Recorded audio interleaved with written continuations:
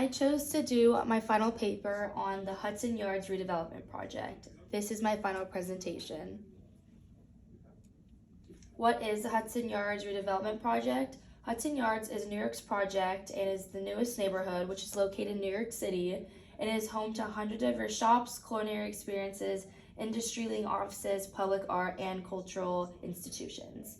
The goal for Hudson Yards is to transform the unused Far West Side into a place where locals and tourists can enjoy living, working, playing, and exploring. Oxford and a lot of other big investors funded Hudson Yards, and the cost for developing it was around $25 billion. And it made it one of the most expensive real estate development projects in history. Construction of Hudson Yards started in 2012, and the first phase finished around in 2019.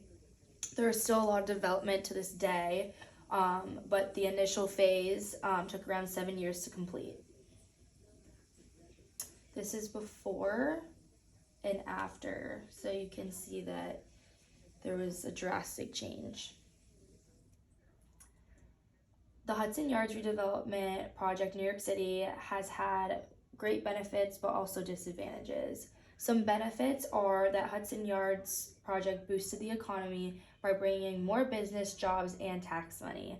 Also by adding offices, stores, and homes, it became a busy economic center in the city, helping everyone thrive.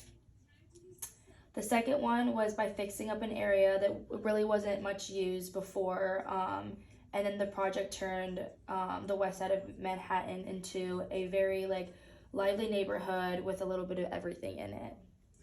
To this day, the city is made for a better place to live and visiting, drawing in more people and businesses.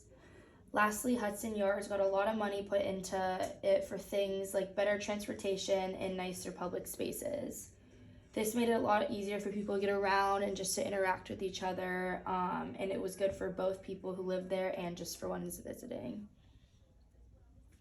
Some disadvantages are that some people worry because Hudson Yards grew so quickly and became more fancier and expensive that it might push people out that's been living there for a long time who maybe couldn't afford it.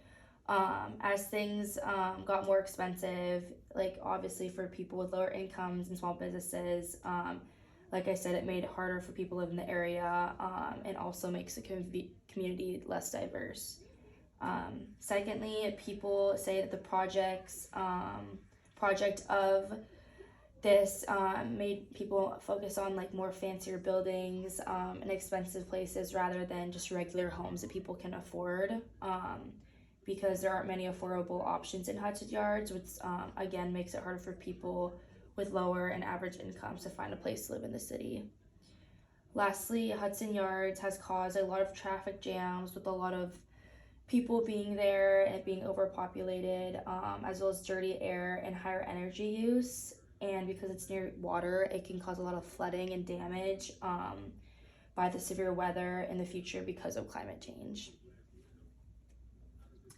And this is how it has changed over years from 2013 to 2018.